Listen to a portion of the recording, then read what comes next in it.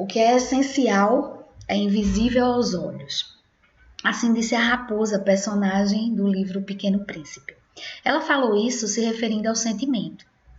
E é com esse mesmo sentimento que eu trago aqui essa imagem, né, da praia, da Barra de Camaratuba. Então, aqui é o encontro do mar com o rio, né, tem todo um verde aqui, né, uma bela imagem. E com outros olhos, né, olhar mais apurado, o que é que nós vemos aqui? Um ecossistema. Só que nem todos os seres vivos que fazem parte desse ecossistema estão visíveis, né? Aqui nós temos seres invisíveis. E são seres essenciais ao ecossistema, né? São os micro-organismos, entre eles as bactérias. Começo agradecendo a Uninasal pelo convite, né, para fazer parte da primeira Conferência Paraibana de Microbiologia e Imunologia Clínica. Obrigada, né? Gratidão. Vou falar da detecção laboratorial da resistência bacteriana. Eu sou Zilka, sou professora de Microbiologia Clínica da Universidade Estadual da Paraíba. Atualmente estou afastada para doutoramento. E declaro que não tenho conflito de interesses. Bom, o que é necessário para sermos ótimos microbiologistas clínicos? Conhecer o nosso objeto de trabalho, que são as bactérias. Então, nós devemos conhecer as características genotípicas e fenotípicas de cada espécie bacteriana de importância clínica. Tá? Então, a gente, né, precisa ter conhecimento do genótipo, né, quais são os genes de resistência, já que a gente está falando de detecção laboratorial, a gente precisa saber os genes de resistência, né, o comportamento dessas bactérias. Não é porque a bactéria tem um gene de resistência que necessariamente ela vai expressar esse fenótipo, né? Daí nós temos a resistência do tipo indutiva, por exemplo, né, que vai depender do ambiente que essa bactéria esteja para expressar essa resistência. Então, o genótipo mais o meio ambiente, né, produz o que a gente chama de fenótipo. Então, é um exemplo de fenótipo a hemolisina, que a gente detecta no H-sangue. Né? Aqui é um crescimento de um Staphylococcus aureus, produtor de hemolisina. Também é um fenótipo o teste de sensibilidade aos antimicrobianos. Então, quando a gente testa um antibiótico, né, aqui teve uma inibição, halo de inibição, então a gente mede esse halo e por documentos padronizados a gente vai interpretar, né, se esse halo é um halo de sensibilidade ou um halo, né, que determine resistência. Então, continuemos. Um conceito importantíssimo, né, para a microbiologia é o conceito do que é pressão seletiva. A pressão seletiva é aquela pressão exercida por antibióticos em um determinado local, e essa pressão seletiva, né, vai matar as bactérias sensíveis a esse dado antibiótico. Exemplo, se a gente tiver a amicacina, né, presente dentro de um ambiente hospitalar, por exemplo. Então, a gente tem concentrações que vão matar as células que são sensíveis, lembrando que essa célula aqui, ela dá origem a essas outras. Então, quando ela vai, né, se dividindo, então ela acaba adquirindo mutações, e essas mutações só são expressas quando a gente tem no meio o que vai determinar, né, que esse fenótipo ele se manifesta. Então, aqui, essa bactéria é uma bactéria mutante e ela é resistente à amicacina. Então, ela vai gerar um clone de resistência.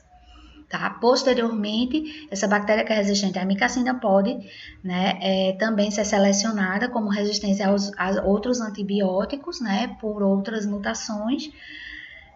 E aí eu vou ter dentro dos hospitais bactérias multiresistentes.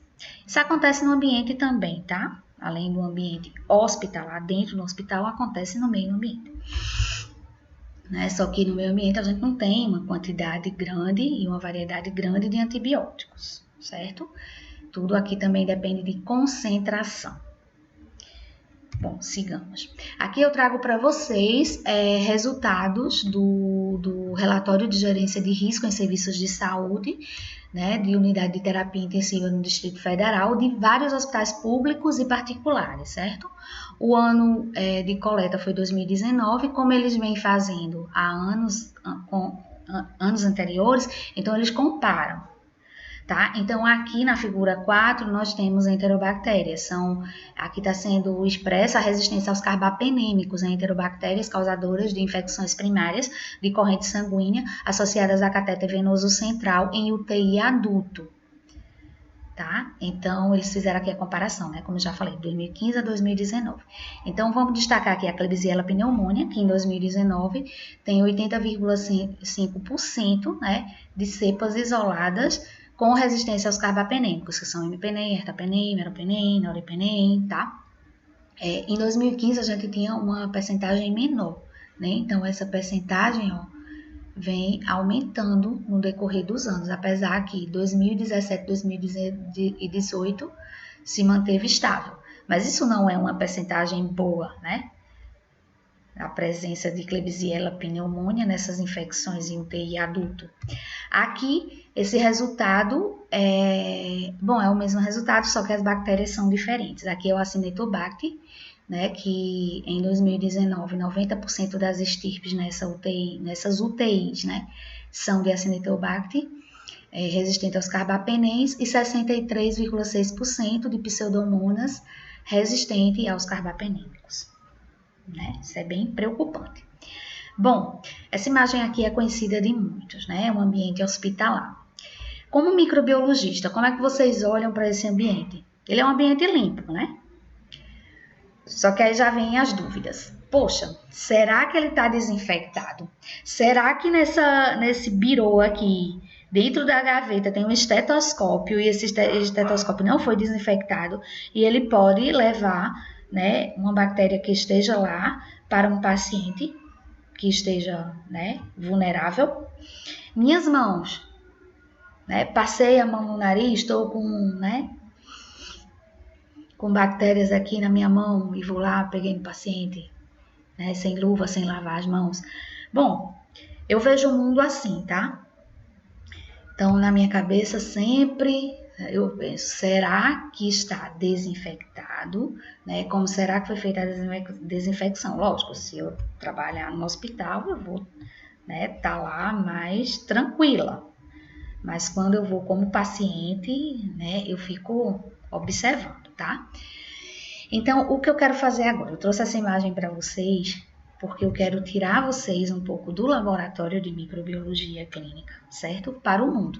Não posso fazer isso, né, aqui no mundo físico, mas posso fazer aqui no mundo remoto. Então, vamos sair um pouquinho.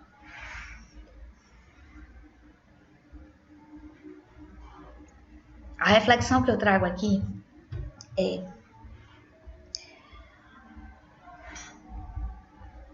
poxa, não sei nem por onde começar a falar, porque durante essa pandemia, né, nós utilizamos irracionalmente os antibióticos. E esses antibióticos que nós utilizamos, ele não é todo metabolizado pelo nosso organismo, né? Ele sai nos excrementos. Então, ele vai para o esgoto. Nem todo esgoto é tratado. Então, esses fármacos contaminam o meio ambiente. Além disso, a gente também não descarta corretamente todos os medicamentos. E nos nossos esgotos também tem bactérias, né, da nossa microbiota, bactérias multiresistentes que vão para o ambiente. Né? E no ambiente elas podem sim fazer, né, trocas de material genético com outras bactérias que estão lá nesse ambiente. Bom, simplificando, o que é que eu quero dizer? O nosso comportamento, né, o comportamento humano influencia nessa alteração, né, do ecossistema, tá? Então, eu trouxe aqui para a gente olhar, né, admirar, uma matéria da National Geographic de 2019. Essa matéria é baseada numa pesquisa, tá, onde mostra que rios do mundo inteiro estão contaminados por antibióticos. Então, aqui está um dos rios usado nessa pesquisa, né, que é o rio Brahmaputra, em Bangladesh, e pontos desse rio, eles possuem níveis de antibiótico 300 vezes acima do nível considerado seguro ao meio ambiente. Então, refletindo sobre isso, né, o texto traz: que a poluição também rompe o delicado equilíbrio ecológico de rios e córregos, alterando a composição das comunidades bacterianas. Isso pode afetar todos os tipos de processos ecológicos. Então, os colaboradores dessa pesquisa são de 72 localidades diferentes, certo? Exceto na Antártida. Então, de todas as amostras analisadas, nenhum continente estava imune à presença de medicamentos, tá? Então, eles encontraram traços de pelo menos um medicamento em 65% de todas as amostras estudadas. E eles encerram essa matéria com uma reflexão, bem realista. Não vou dizer que está tão distante de acontecer essa previsão, tá? Mas nós, como humanos, podemos mudar nosso comportamento em relação, né, à nossa relação mesmo com a natureza, tá? Então, a gente pode, né, modificar. Ainda existe esperança. Então, eles encerram com essa frase: é possível que chegamos a uma era pós-antibiótico com pessoas morrendo porque arranharam o dedo em uma rosa plantada no jardim e contraíram infecções intratáveis. É como se a gente voltasse ao século passado, antes da era do antibiótico. Bom, por curiosidade, fui pesquisar se tinha algum artigo, né? Aqui no Brasil, encontrei esse de Oliveira et al., que faz a avaliação dos teores de amoxicilina nas águas dos rios Verruga, aqui está na imagem, e no rio Água Fria, na região sudoeste da Bahia, por cromatografia líquida de alta eficiência. Então, esse rio Verruga é urbano e esse rio é Água Fria de zona rural, né?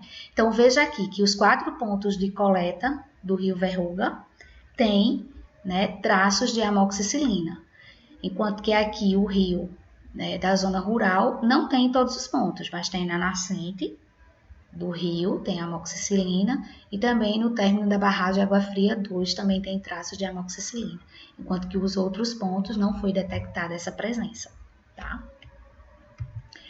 Então agora, né, vamos voltar ao nosso laboratório de microbiologia. Como nesse tempo de pandemia, né, tiveram muitos alunos que foram prejudicados pela ausência das aulas práticas, né, delas não serem presenciais, então eu vou falar, né, rapidamente sobre as técnicas para avaliação da sensibilidade aos antimicrobianos. Então, aqui a macrodiluição, a microdiluição, a H-diluição, o ED-teste, o disco de fusão pelo método de Kirschbaum, o método de Kirschbaum, aqui na imagem, certo? É esse teste. A automação. Então, macrodiluição em tubos. Esse aqui foi o primeiro teste, né, que foi utilizado para se determinar, né, até onde, em concentração de antibiótico, uma bactéria conseguiria crescer. Então, aqui nesses tubos tem meio de cultura, né, um meio de cultura rico. Nesse meio de cultura é dissolvido antibiótico em concentrações, né, seriadas e logarítmicas, em microgramas por ml. Então, aqui na representação tem o tubo com 1 micrograma por ml até 256 microgramas por ml. Então, vejam que é crescentes e dobradas, 1, 2, 4, 8. Eu uso um tubo controle negativo sem a bactéria, com o meio de cultura, e uso um tubo controle positivo sem o antimicrobiano. Eu inoculo a bactéria, né, em todos esses meios aqui, depois que o antibiótico está tudo pronto, e lógico, vai ter o controle negativo que eu não coloco a bactéria.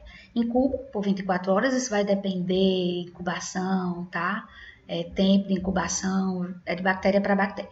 Mas 24 horas depois, quando eu faço a leitura, eu vou ver o que é que está turvo e o que é que não está turvo. Então, aqui o 8 está turvo. O 16 é a primeira concentração que eu não vejo turbidez. Então, essa aqui, 16 microgramas por ml, é a concentração inibitória mínima para essa bactéria. A macrodiluição em tubos não é uma técnica, tá, que a gente utilize hoje em dia nos nossos laboratórios de microbiologia para determinar a concentração inibitória mínima. Nós utilizamos técnicas derivadas da macrodiluição, como a microdiluição em caldo. né? Essa microdiluição em caldo, nós utilizamos uma placa de ELISA, né? Uma ou quantas quiserem, placa estéreo 96 poços, fundo em U. Nessa placa, né, a gente pode testar vários antibióticos. Então, aqui, ó, A é uma linha A, linha B, e aqui são as colunas, coluna 1, coluna 2. Então, veja que aqui a gente começou a diluição, né, fazendo uma concentração de 128 microgramas por ml e foi, né, diluindo até 1 micrograma por ml do antibiótico. Então, em cada número aqui desse, em cada coluna, eu posso colocar um antibiótico diferente. E posso colocar aqui a mesma bactéria, certo? Aí eu faço a suspensão na escala de McFarlane, inoculo a bactéria, incubo essa placa por 24 horas a 36 graus Celsius, tá? Vai depender certo? Qual é a bactéria, mas vamos falar no geral aqui. Então, quando a gente pega essa placa para fazer leitura, a gente deixa ela parada, né? E aí a gente vai observar, né, se teve ou não a formação desse botão aqui, ó. Então, aqui nessa linha 2, né, se aqui for o antibiótico gentamicina e a bactéria for o Staphylococcus aureus, então teve crescimento aqui em 16 microgramas por ml e visivelmente não teve crescimento em 32 microgramas por ml. Então, aqui é a concentração inibitória mínima. Tá? Então, fazer essa leitura visualmente, né, gera erros. Eu posso usar o leitor de ELISA, posso utilizar aqui também corantes, né, fazer a parte colorimétrica que detecte o metabolismo bacteriano. Então, onde tem crescimento, o corante vai mudar de cor, e onde não tem crescimento, o corante permanece da mesma cor, né, mudança de pH. Tá?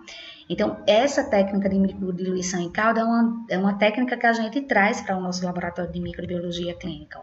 A gente pode comprar, tá, pronto, essa concentração inibitória mínima de vancomicina, tá, para detectar a resistência à vancomicina. Né? Então, já está pronto, o antibiótico já está diluído, a gente vai só fazer a suspensão da bactéria, fazer o inóculo, incubar e interpretar. Vamos para outra técnica. Essa técnica aqui, também, né, outra técnica aqui, ela não é tão utilizada, tá? Nos laboratórios de microbiologia clínica. Eu sei que aqui eu botei só uma imagem de uma placa, mas quando a gente faz essa água de diluição, a gente faz uma bateria de placas com o mesmo antibiótico e coloca concentrações seriadas e logarítmicas, né, desse antimicrobiano, certo? No meio de cultura, e ele vai estar lá, né, impregnado, diluiu no meio de cultura. Então, essas placas, né, são preparadas no dia do uso, são colocadas em estufa para ficarem perfeitamente secas, e em cima dela a gente coloca bactérias diferentes, certo? Tem uma multialça que a gente faz isso, é tipo um carimbo. Então, a gente coloca essas bactérias, né, nessa placa, incuba essa placa. Então, aqui eu não sei qual é a concentração da placa, tá, do antibiótico aqui, mas o que é que eu posso interpretar aqui, né? Vamos dizer que aqui tem 8 microgramas por ml de um determinado antibiótico. E aqui eu vejo que tem, ó, duas bactérias aqui, duas cepas diferentes que cresceram. Então, elas são cepas, né, resistentes. Eu estou dizendo que elas são resistentes considerando que eu já sei do resultado, tá? Lembrando que eu tenho que interpretar. Então, eu posso trazer derivações desse método de água-diluição para o laboratório de microbiologia clínica. Então, eu posso preparar placas com concentração fixa pré-estabelecida, né, de um antimicrobiano. Aqui está um exemplo da oxacilina, né, que esse teste de oxacilina é indicado para a gente saber se o Staphylococcus aureus é resistente ou sensível à meticilina, né, a oxacilina. Então, esse meio Miller-Hinton, ele é suplementado com 2% de NaCl e nele é colocado 6 microgramas por ml de oxacilina. Então, eu tenho que colocar a oxacilina, adicionar o Miller-Hinton, né, no estado líquido, aquecido, numa concentração que não vai degradar o antibiótico, homogeneizar, esperar a placa solidificar e depois semear a bactéria. Depois de incubar por 24 horas, então eu vou interpretar se tem crescimento de mais de uma colônia, essa bactéria é considerada resistente à oxacilina, tá? Então, aqui estamos diante, né, de um MRSA, Staphylococcus aureus resistente à meticilina. Bom, outra técnica é o ED-teste. O ED-teste, esse teste, ele une a facilidade da discodifusão com um resultado de concentração inibitória mínima. Então, é uma fita plástica, né, que é impregnada por concentrações crescentes do antimicrobiano, né? Então, aqui tem 256 microgramas por ml, e aqui a diluição menor é 0,016 microgramas por ml. Tá? Então, tem esse gradiente aqui exponencial do antimicrobiano. Como eu faço esse teste?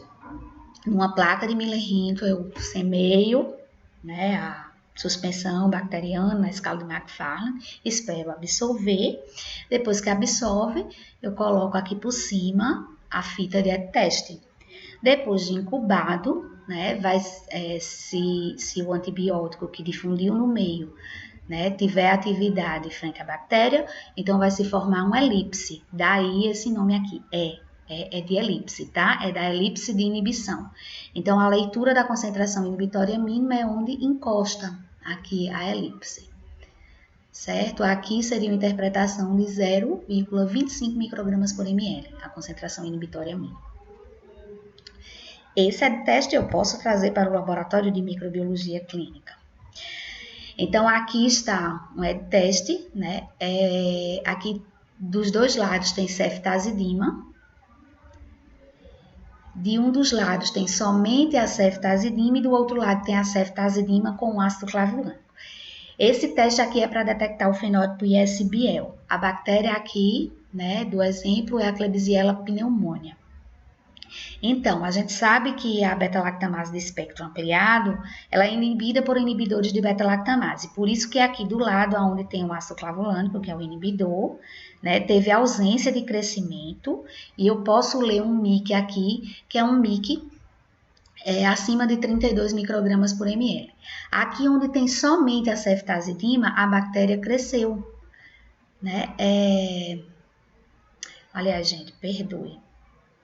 Aqui desse lado, o MIC é de 0,125 microgramas por ml na presença do ácido clavulânico, tá? Esqueçam o que eu acabei de dizer agora. Troquei aqui os lados. E aqui está somente um antibiótico. Então, o antibiótico aqui difundiu no meio, só que ele foi inativado quando a bactéria cresceu. Por quê? Porque a bactéria produz ISBL, certo? Que é uma beta-lactamase que vai clivar a ceftazidima. Ok? Continuemos. Bom, a técnica de discodifusão, né, é uma técnica bastante utilizada. Ela foi criada em 1996, né, tem o nome de Kirby-Bauer. Então, esse teste é realizado, a gente dispensando, colocando discos, depois que a gente colocou o inóculo bacteriano, que foi absorvido. Então, o inóculo bacteriano na escala de McFarlane, certo? Coloca os discos e faz uma leve pressão. O antibiótico que está aqui em concentração fixa, é a concentração que nós conhecemos, ele vai difundir no meio. Né? Se esse antibiótico tiver atividade frente à bactéria, vai ser formado um halo, e esse halo é medido e anotado. Então, é em milímetros, tá? Que a gente anota. Usamos paquímetros para fazer essa medida. Então, isso aqui eu retirei de um documento antigo, tá? Do M100. Então, isso aqui é o que a gente fazia no século passado. No fim do século passado, era obrigatório fazermos o teste de sensibilidade aos antimicrobianos para enterobactérias, pseudomonas, acinetobacter, estafilococcus, enterococcus, streptococcus pneumoniae, streptococcus do grupo víridas, beta hemolítico, hemófilos influenza, complexo burkholderia cepacis, tentrofomonas maltofilhas, Neisseria gonorreia e Neisseria meningitis. Então, assim, atualmente, né, precisamos ainda fazer os testes de sensibilidade para essas, né, bactérias. Só que o que nós temos de interpretação aumentou muito, certo? Temos outras bactérias que entraram nessa lista. Cada bactéria, né, vai ter lá o seu método melhor para fazer o inóculo, seu método de crescimento, o inóculo direto. Veja que a grande maioria é para usar o H. Miller-Hinton. As bactérias que são mais exigentes, nós utilizamos outros meios, tá? Adicionados de suplementos para que essas bactérias consigam crescer, né? Ou também adiciona sangue, tá? Então, tem esses detalhes, tá? E nossos documentos de interpretação trazem isso. Daqui a pouco a gente vai falar com um pouco mais detalhes sobre eles. Então, para fazer a interpretação, né, a leitura dos aulas. Então, quando eu tenho um Miller-Hinton, né, um Miller-Hinton onde a bactéria é de fácil crescimento, então eu uso, né, faço a leitura na parte posterior da placa de Miller-Hinton contra fundo escuro, sobre luz refletida, e vou aqui, né, colocar o paquímetro e fazer essa leitura, né? Vou anotar lá o tamanho do halo em milímetros. Se eu tenho um meio adicionado de sangue, né, como é o MHF, então eu tiro a tampa e observo também sobre luz refletida e coloco o paquímetro para fazer a leitura, tá ok? Bom, eu posso trazer, né, esse método de discodifusão para o laboratório de microbiologia clínica e fazer testes de detecção. Esse teste aqui é um teste, né, de detecção de carbapenemases, né? A KPC é uma carbapenemase, NDM é outra carbapenemase.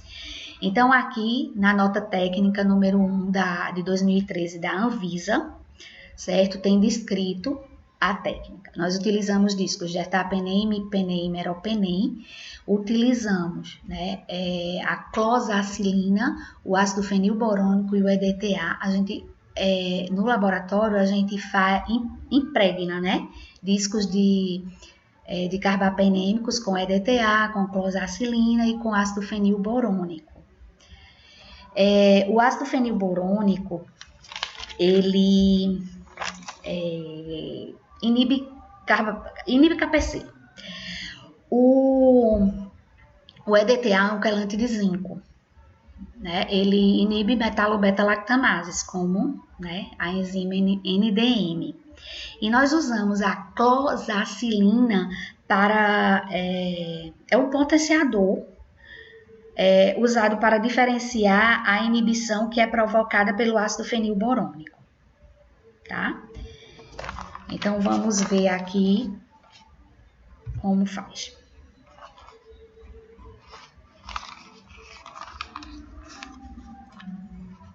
Vamos preparar uma suspensão 0,5 McFarland do isolado a ser testado em uma solução salina e estéril.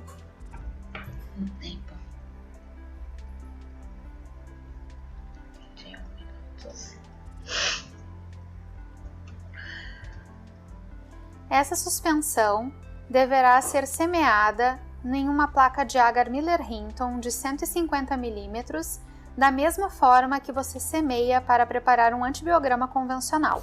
Após a evaporação do excesso de umidade, aplicar os discos sobre o agar Miller-Hinton conforme a figura da nota técnica da Anvisa. Você pode ter um mapa da figura embaixo da sua placa para facilitar. Você vai aplicar os discos de carbapenêmicos sem inibidores, meropenem, imipenem e ertapenem, e após você vai aplicar os discos com os inibidores. Incubar a placa a 35 graus em aerobiose por 18 a 24 horas. Para interpretar o resultado do teste, você deve comparar os halos dos antibióticos sem inibidores e os halos com inibidores. uma diferença maior ou igual a 5 milímetros no diâmetro do halo deve ser considerado resultado positivo. Se este aumento for observado com ácido fenilborônico, indica resultado positivo para KPC. Se este aumento for observado com EDTA, indica resultado positivo para a metalobeta-lactamase. Se este aumento for observado com ácido fenilborônico e cloxacilina, indica que o micro-organismo não é um produtor de carbapenemase, e a resistência aos carbapenêmicos se deve por outros mecanismos. É importante salientar que para os isolados do grupo CESP, só podemos avaliar o resultado obtido com o EDTA. Se for necessário pesquisar outra carbapenemase, deve-se fazer por métodos moleculares, pois o teste fenotípico apresenta muitos resultados falso positivos. Bom, eu espero que esse vídeo tenha ajudado você a tirar suas dúvidas e a realizar os testes. Até mais! O grupo CESP é Citrobacter, Enterobacter, Providência e Serrácea.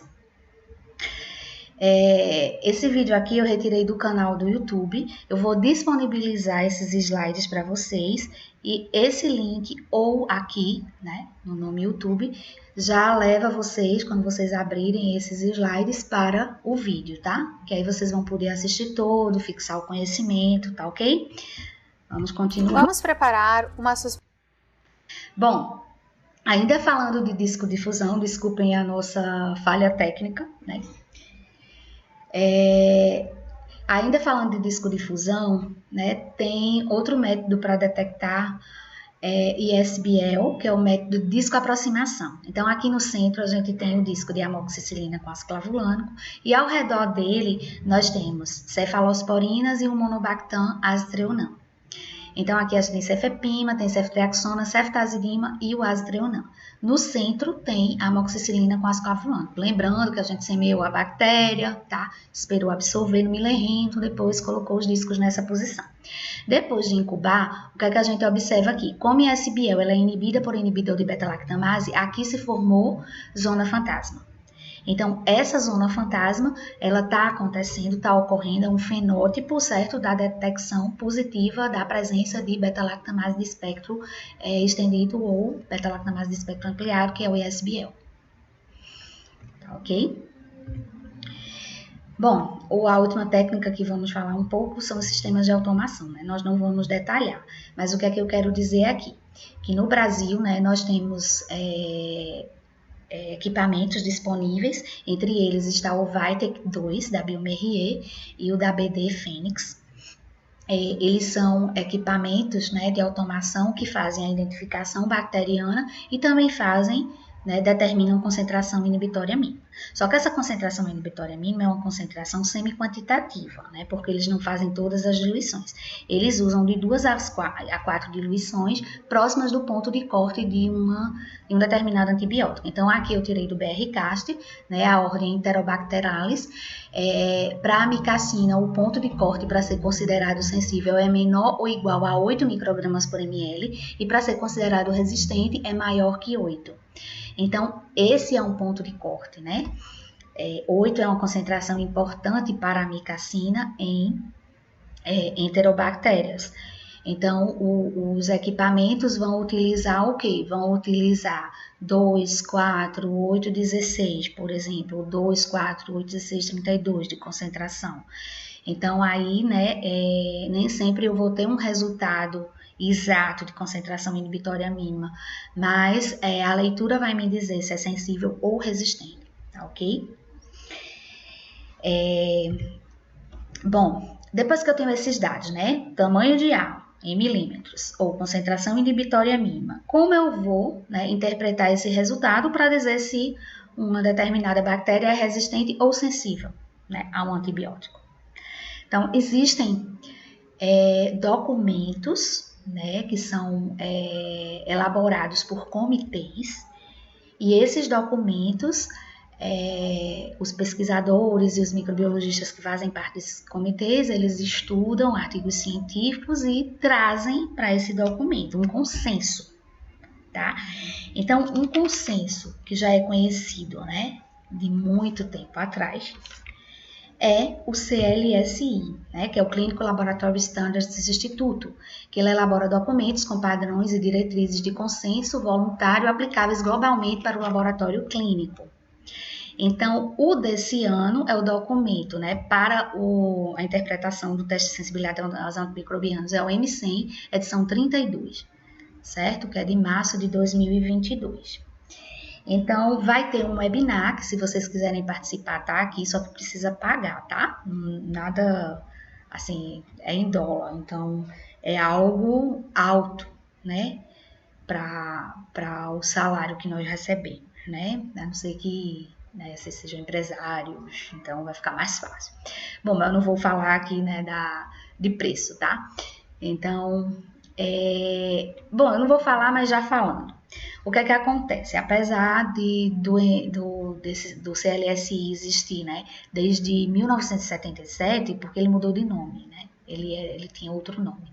Mas a gente não vai falar da história aqui do CLSI, não. Mas o que é que eu quero dizer para vocês? Através desse link, vocês podem acessar gratuitamente, online, esse documento. Então, aqui, ó, o CLSI M100, edição 32.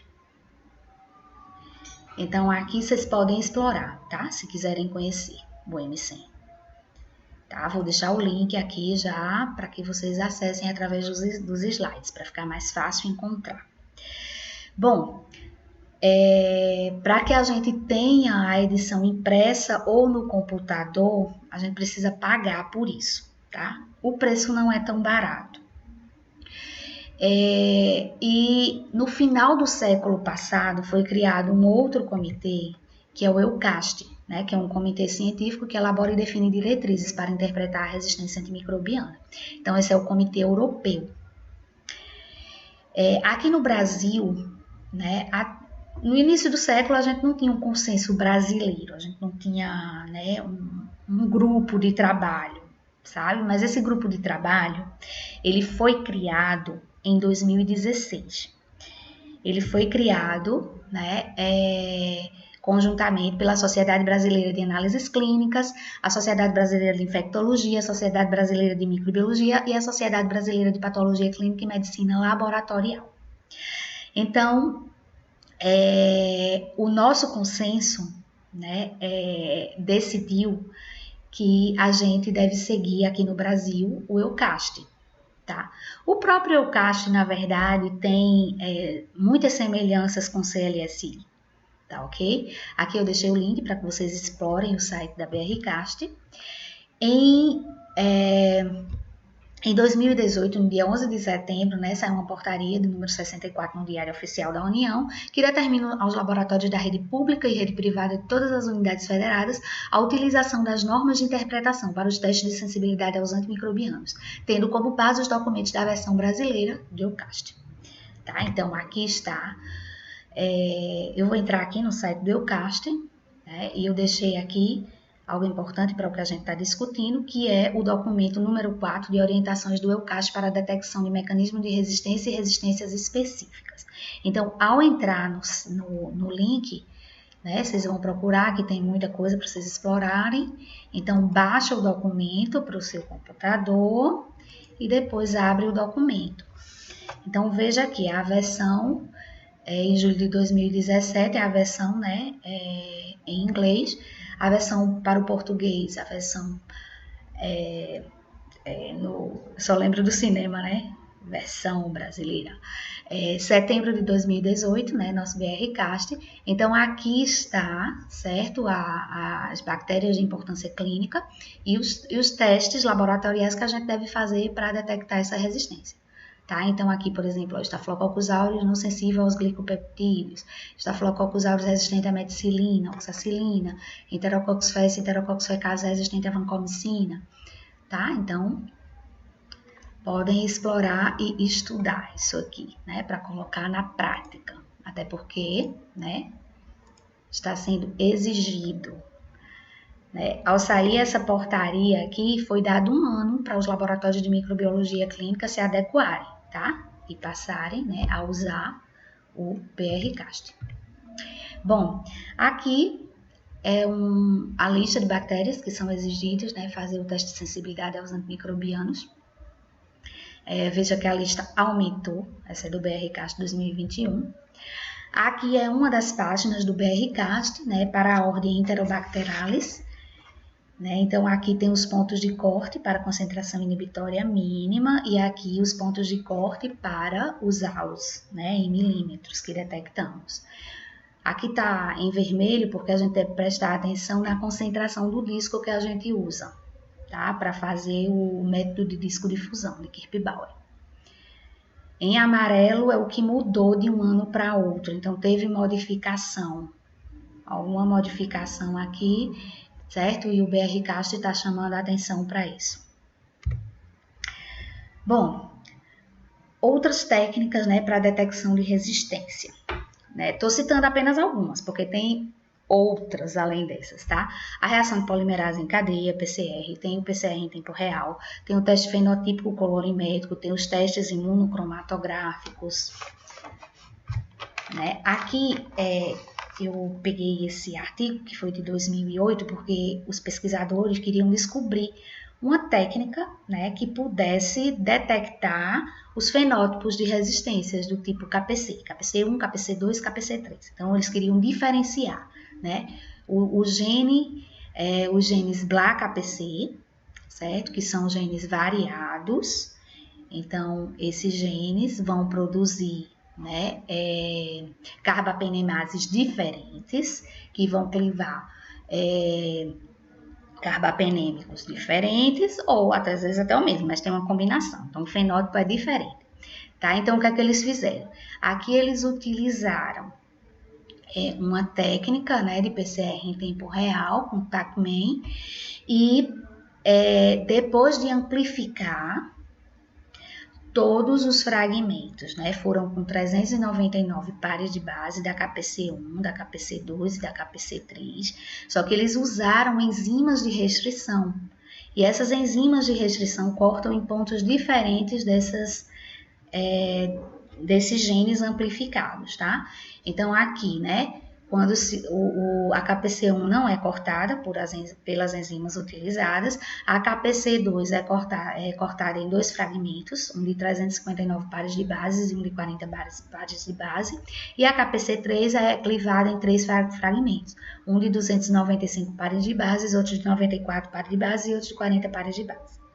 Né? Então, assim, atualmente a gente, né, trouxe esse teste de PCR em tempo real para o laboratório clínico. Então, ó, eu procurei aqui e encontrei, né, no site do laboratório Hemaclin a detecção molecular do gene BLA-KPC, certo? Então, é a detecção molecular desse gene que é feito pelo método de PCR em tempo real pelo sistema TaqMan. Né, que é aquele sistema que a gente acabou de falar aí no slide anterior. Bom, esse aqui é um teste colorimétrico chamado Rapid Polymyxin NP Test, que ele baseia-se na detecção do crescimento bacteriano na presença de colistina através da observação da metabolização da glicose com alteração do pH e consequente mudança de cor do indicador de pH, né, vermelho de fenol. Então, vou deixar, tá, o link para vocês assistirem esse vídeo todinho posteriormente com áudio. Porque eu não quis colocar áudio mesmo aqui. Tá? Só para a gente observar, né, essa alteração, né, da cor. Então, tá a interpretação dos resultados. Controle da reação com cloreto de sódio. Né, a reação negativa, tá, e a reação positiva. Bom, para a gente encerrar, né, falando dos testes, né, quero aqui mostrar a vocês que existem testes imunocromatográficos, né, com detecção de enzimas. Esses testes são feitos a partir da colônia bacteriana ou da hemocultura e o resultado é em 15 minutos. Então, aqui a gente tem, né, o teste imunocromatográfico, aqui nesse spot aqui, né, a gente coloca aqui o spot, coloca a suspensão, né, e aqui tem a eluição. Então, tem o NG-Carba5, que é capaz de detectar enzimas, né, carbapenimases, KPC, MP, VIN, OXA. Tem também aqui o teste imunocromatográfico IMCR, que é capaz de detectar, né, a resistência à colistina. Tem o CTX-M, que é capaz de detectar a beta-lactamase de espectro estendido. Bom, vou deixar uma tarefinha para o lado, tá? Que é assistir, né, essa palestra aqui com a professora Ana Gales, né? Ela faz parte do BRCAST, do comitê do BRCAST, né? E eu quero aqui salientar a importância da implementação do BRCAST, certo? Nos laboratórios de microbiologia clínica do Brasil. Então, nessa palestra aqui, ela fala numa linguagem fácil, certo? Então, para quem está começando é ótimo, tá bom? Essa é a tarefinha para o lado. Bom, por aqui eu vou me despedindo, né? Quero agradecer mais uma vez o convite. Quero pedir a vocês que deixem comentários sobre essa palestra na plataforma da primeira Conferência Paraibana de Microbiologia e Imunologia Clínica, né? E que também deixem, né, dúvidas, críticas construtivas, comentários nesse link aqui, tá? Esse link é o do blog da disciplina que no momento eu não estou à frente, porque eu estou afastada para doutoramento, né? Mas se Deus quiser estarei de volta em breve. Então vocês vão clicar nesse link e nesse link vai ter também o link para os slides, tá? Mas, lógico, que se vocês não estão com os slides, vocês não vão poder clicar no link para ir para... Bom, não sei se vocês entenderam, mas já entenderam, né? Que maneira trágica, né, de encerrar. É porque o tempo me consome, então eu quero falar rápido. Eu não acredito que eu tô dentro do tempo. Eu tô dentro do tempo, né? Gente, tô de parabéns. Bom... eu vou pedir, né, que a organização da Conferência Paraibana de Microbiologia e Imunologia coloque o link para que vocês acessem os slides. Então, dos slides, vocês vão acessar todos esses vídeos, todo esse material, tá certo? E por aqui vou me despedindo. Bye, bye.